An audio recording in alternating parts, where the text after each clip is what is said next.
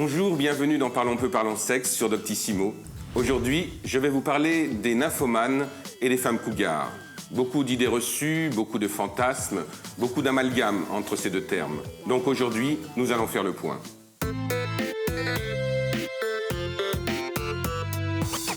Savez-vous ce qu'est la satyriasis? Est-ce que c'est un champignon mal placé qui gêne vos rapports sexuels ou bien l'équivalent masculin de la nymphomanie? En fait, la satyriasis, c'est l'équivalent masculin de la nymphomanie. La nymphomanie est un terme qui s'utilise uniquement pour les femmes. Il vient des nymphes, qui étaient des divinités grecques, très sensuelles et très dévêtues, et de manie, qui veut dire folie en latin. La nymphomanie est un terme issu initialement de la psychanalyse et qui correspond à une véritable pathologie sexuelle et qui touche des femmes qui ont un besoin irrépressible de pénétration. Certaines de mes patientes viennent me voir en me disant qu'elles ont un désir effréné de sexualité et elles se demandent si elles sont nymphomanes.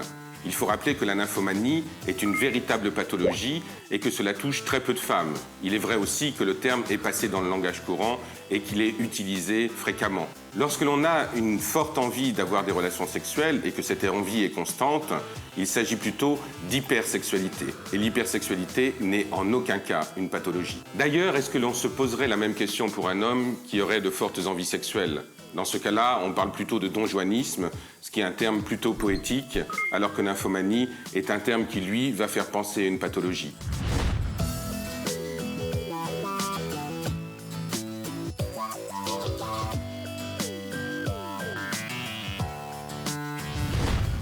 Maintenant, je vais vous parler des femmes cougars, mais attention, il ne faut pas faire l'amalgame entre les femmes cougars et la nymphomanie. Cela n'a rien à voir.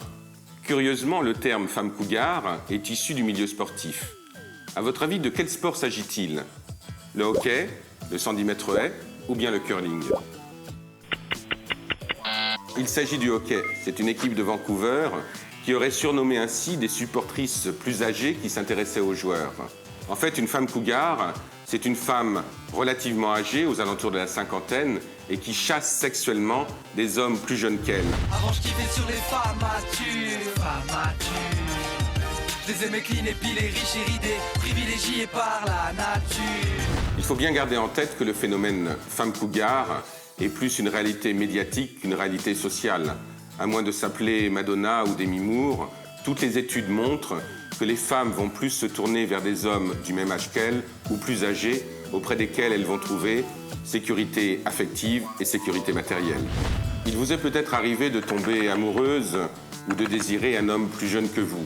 Cela ne fait pas de vous une cougar. Lorsqu'il y a de l'amour, lorsqu'il y a du désir, on n'est pas dans le cadre des femmes cougars, on est tout simplement dans l'amour avec ses spécificités et avec sa beauté.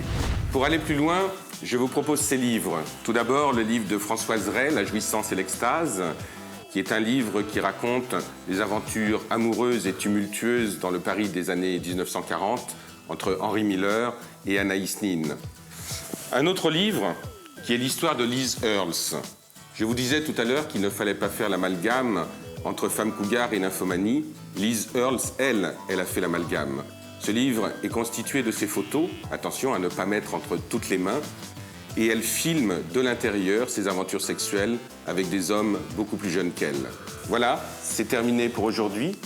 Surtout, n'oubliez pas de vous abonner en cliquant ici. Quant à moi, je vous dis au revoir et à la semaine prochaine.